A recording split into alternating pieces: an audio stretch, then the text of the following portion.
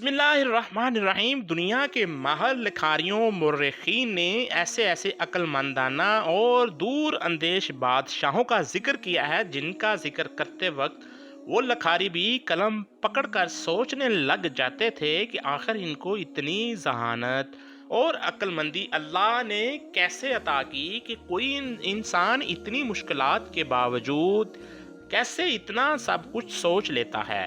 اور دنیا کی تاریخ میں بہت سارے ایسے سلطان، بادشاہ، امیر اور وزیر گزرے ہیں جن کو چند لکھاریوں نے اپنی قلم کی زینت بنایا، لیکن دنیا کا وہ واحد سلطان صلاح الدین ایوبی ہے جس نے نہ صرف مسلمانوں مورخین نے اپنی قلم کی زینت بنایا بلکہ بہت سارے غیر مسلم لکھاریوں نے بھی اپنی قلم کی طاقت سے سلطان صلاح الدین ایوبی رحمۃ اللہ علیہ کی عقل مندی اور ذہانت کو بیان کیا۔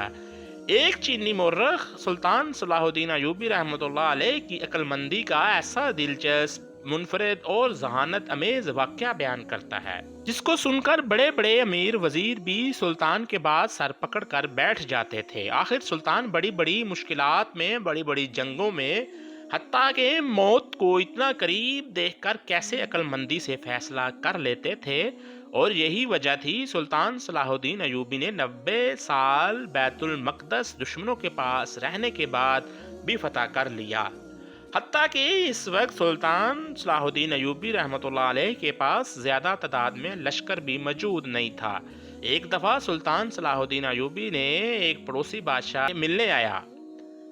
سلطان صلاح الدین ایوبی نے معمول کی طرح اس بادشاہ کا بھی مہمانوں کی طرح خیر مقدم کیا، پرجوش استقبال کیا، میزبانی کا حق ادا کیا۔ سلطان صلاح الدین ایوبی رحمۃ اللہ علیہ اپنی نشست پر بیٹھے ہوئے تھے اور ساتھ میں لگی نشست پر بادشاہ موجود تھا۔ باتوں باتوں میں بادشاہ نے سلطان صلاح الدین ایوبی رحمۃ اللہ علیہ کو کہا، حضور آپ سے مل کر بہت خوشی ہوئی، اور جیسا کہ میں آپ کے بارے میں سنتا تھا، جانتا تھا، آپ اس سے بھی زیادہ ذہین، عقل مند اور اعلیٰ ظرف کے انسان ہیں۔ لیکن راستے میں میں نے آپ کو ایک بازار میں دیکھا جہاں آپ اپنے ہی تاجروں کے ساتھ بدسلوکی سے بات کر رہے تھے۔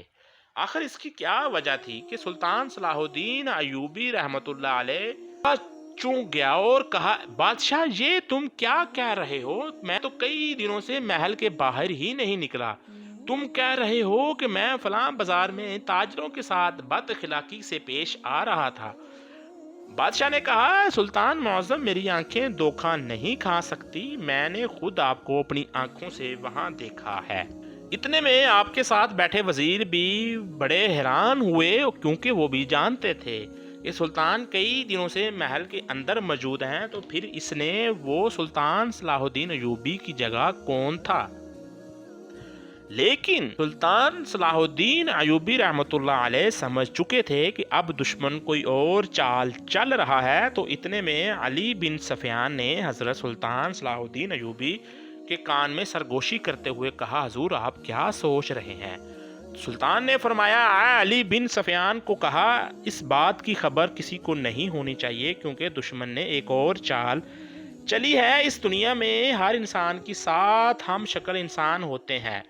دشمن کی قسمت اچھی ہے کہ اس کو میرا ہم شکل مل گیا ہے۔ دشمن نے میرے ہم شکل کو میری رایا کے سامنے مجھے پسپا کرنے کے لیے بھیج دیا ہے، اور یہ صرف اس بازار میں نہیں ہوا ہوگا بلکہ بہت ساری جگہوں پر ایسا ہوگا، اور دشمن چاہتا ہے کہ میں اپنی رایا کی نظروں میں گر جاؤں۔ پھر سلطان نے کہا، کتابوں کے مطابق ہر انسان کے اس دنیا میں 7 ہم شکل انسان ہوتے ہیں، اور لگتا ہے کہ دشمن کے ہاتھ میں میرا ہم شکل آ گیا ہے جو اس کو میرے خلاف استعمال کر رہا ہے۔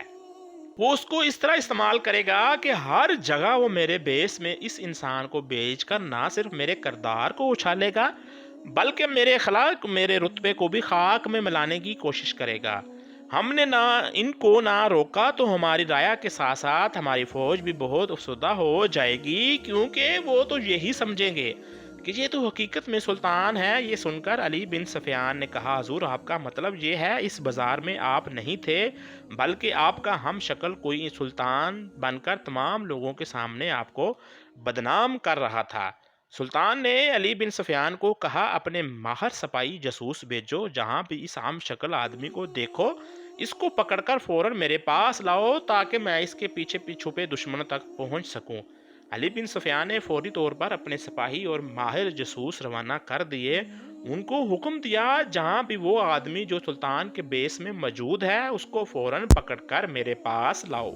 एक दिन महल में सुल्तान सलाहुद्दीन अयूबी बैठा हुआ था कि वो बादशाह सैरो तफरी करके दरबार में लौटा तो सुल्तान सलाहुद्दीन अयूबी थोड़े से मायूस नजर आए, क्योंकि वो हम शक्ल अभी भी नहीं पकड़ा गया था। उस बादशाह ने कहा, हजूर, आपने अपनी जिंदगी में बहुत सारी मुश्किलात देखी हैं, बहुत सारी जंगें लड़ी हैं, लेकिन एक जगह जिसके बारे में मुझे अभी तक कोई खातिर ख्वाह जवाब नहीं मिला। सुल्तान ने कहा, कौन सी जंग? उसने कहा, सुल्तानुल मुअज़्ज़म फलां जंग, जिसमें आपने सिपाहियों के साथ दुश्मन के हजारों सिपाहियों को ढेर कर दिया था। ना ही आपके पास तीरंदाज मौजूद थे और ना ही कोई ज्यादा तादाद में सिपाही। फिर आपने इस जंग में कैसे फतह हासिल की? तो सुल्तान ने कहा, अगर आप मेरे मेहमान ना होते तो इस जंग के राज के बारे में मैंने आज तक किसी को नहीं बताया, सिर्फ तुम्हें बता रहा हूँ। सुल्तान ने कहा, जंग से एक दिन पहले मुझे मालूम हुआ कि दुश्मन के सिपाही हजारों की तादाद में हैं, लेकिन मेरे पास सिपाही सैकड़ों में थे और मुझे अपनी शिकस्त नजर आ रही थी। मैं जानता था मेरे पास सिपाहियों का ईमान मजबूत है, लेकिन तादाद बहुत कम होने की वजह से हमें शिकस्त का सामना करना होगा। इतने में मैंने अपने सिपाहियों को हुक्म दिया कि तुम अपनी तलवारों को कांच के टुकड़े लगा दो, जंग की तैयारी शुरू कर दो। सिपाहियों ने ऐसा ही किया। जब जंग का वक्त हुआ तो मैंने अपने सिपाहियों को कहा, तुम सूरज के सामने खड़े होकर अपनी तलवार चलाना। जब जंग शुरू हुई तो हमने वैसा ही किया। जैसे ही सिपाहियों ने अपनी तलवारें निकाली तो सूरज से निकलने वाली शुआएं जब तलवारों पर लगे हुए कांच के टुकड़ों पर टकराईं तो कांच के टुकड़ों से तेज रोशनी निकली। इस रोशनी ने मुखालिफ दुश्मन सिपाहियों को अंधा कर दिया, जिसकी वजह से वो सिपाही बगैर मज़ाहमत के हमारे सिपाहियों की तलवार से अपनी गर्दनें कटवा बैठे। इस तरह हमने देखते ही देखते चंद लम्हों में दुश्मन की फौज को मट्टी में मिला दिया और इनके कमांडर को पकड़ लिया। ये देखकर वो बादशाह बड़ा हैरान हुआ कि हजूर, आपने अक्लमंदी की वजह से एक छोटी सी फौज से इतने बड़े लश्कर को शिकस्त देकर फतह हासिल कर ली।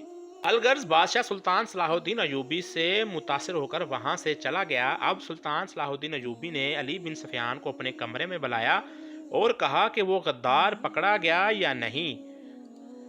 अली बिन सफियान ने कहा, हजूर, उसके बारे में अभी तक कोई खबर नहीं मिली। जहां भी वो नमूदार होता है वो अपनी चाल चलकर वहां से गायब हो जाता है। ऐसा लगता है कि इससे या जमीन खा जाती है या आसमान निगल लेता है।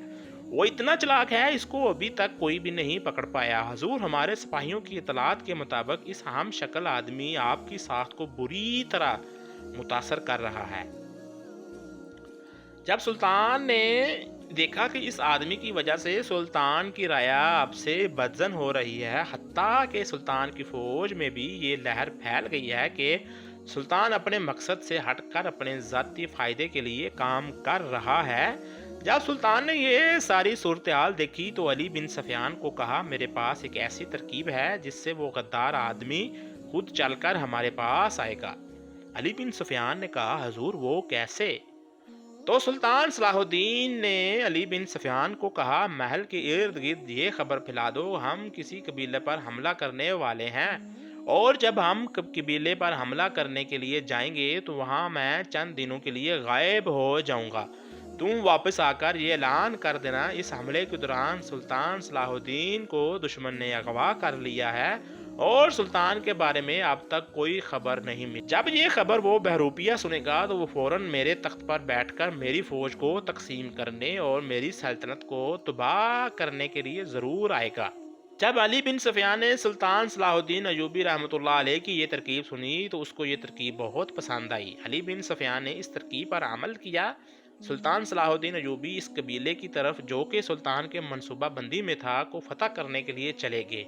चंद दिनों के बाद अली बिन सफियान वापस महल में लौटा और ये खबर हर जगह फैला दी, सुल्तान सलाहुद्दीन अयूबी हमले के दौरान पकड़े गए हैं और दुश्मनों ने आपको अगवा कर लिया है। हो सकता है कि सुल्तान अब इस दुनिया में जिंदा मौजूद ना हो। ये खबर पूरे महल में जंगल में आग की तरह फैल गई। جب یہ خبر ہر طرف پھیلی تو یہ خبر اس سلطان کے ہم شکل آدمی تک بھی جا پہنچی۔ وہ بڑا خوش ہوا۔ سلطان کی چال کے مطابق وہ سلطان بن کر محل میں چند سپاہیوں کے ساتھ داخل ہوا۔ علی بن سفیان نے کہا، حضور آپ کیسے بچ کر آگے؟ تو اس نے کہا، سلطان صلاح الدین ایوبی کو پکڑنا صرف مشکل ہی نہیں بلکہ ناممکن ہے، اور اب تک سلطان کی چال کے مطابق وہ آدمی سلطان کے جال میں پھنس گیا تھا۔ سلطان صلاح الدین ایوبی نے علی بن سفیان کو حکم دیا کہ جب بہترین وقت آئے گا تبھی میں تمہیں بتاؤں گا کہ اس بیس میں چھپے میرے ہم شکل کو کس طرح انجام تک پہنچانا ہے، کیونکہ ہاں اگر ہم اس کو اسی وقت پکڑیں گے تو اس سے جو اس نے میری بدنامی کی اس کی بھرپائی نہیں ہوگی، اس لیے بہترین وقت کا انتظار کرنا ہوگا۔ علی بن سفیان صبر کرتا رہا۔ وہ سلطان ہے ہی نہیں جو کہ سلطان صلاح الدین ایوبی میں چھپا ہوا تھا۔ اس نے آتے ہی اپنی من مانیاں شروع کر دی۔ چند دنوں کے بعد ایک میدان میں تمام رایا کو بلانے کا حکم دیا۔ اب علی بن سفیان نے پوری کوشش کی کہ معلوم کیا جائے آخر وہ کیا کرنے والا ہے، لیکن اس نے علی بن سفیان کو کچھ نہیں بتایا۔ پھر علی بن سفیان نے اپنے چند جاسوس چھوڑے اور معلوم کروا لیا کہ فلاں دن وہ تمام لوگوں کے سامنے سلطان کے دشمن بادشاہ، یعنی جس کے ساتھ سلطان صلاح الدین ایوبی مستقبل میں جنگ کرنے والا ہے، اس کے ساتھ امن معاہدہ کرے گا، سلطان کی جگہ اس معاہدے پر دستخط کرے گا، اور اس معاہدے کی روح سے اس کے بعد سلطان اس بادشاہ سے نہ ہی کوئی علاقہ فتح کر سکے گا اور نہ کوئی جنگ کر سکے گا۔ جب یہ خبر سلطان صلاح الدین ایوبی تک پہنچی تو سلطان غصے سے تڑپ کر رہ گیا اور کہا، جب بہترین وقت آئے گا تو وہ دشمن بھی خاک چاٹے گا، بیس میں چھپا غدار بھی جس نے میری بہت بدنامی کی وہ بھی میرے انجام تک پہنچے گا۔ مقررہ دن پر تمام لوگ میدان میں جمع ہو گئے، تمام کمانڈر بھی موجود تھے۔ اتنے میں وہ بادشاہ جس کے ساتھ سلطان کے بیس میں چھپا غدار معاہدہ کرنے والے تھے وہ بھی پہنچ گیا۔ جیسے ہی معاہدے پر دستخط ہونے لگے تو اتنے میں سلطان صلاح الدین ایوبی رحمۃ اللہ علیہ نمودار ہوئے۔ جب تمام لوگوں نے دو سلطانوں کو ایک ہی وقت میں دیکھا تو لوگوں نے خوف و ہراس پھیل گیا۔ سلطان صلاح الدین ایوبی نے کہا، کسی کو خوف کرنے کی ضرورت نہیں، یہ صرف ہماری چال تھی۔ یہ بہروپیہ میرے بیس میں چھپ کر میرے منصوبوں کو خاک میں ملانے کی کوشش کر رہا تھا، لیکن اب ایسا کچھ نہیں ہوگا۔ اس کے بعد سلطان نے اس بہروپیے کے تمام رایا کے سامنے ہی اس کا سر کاٹ دیا۔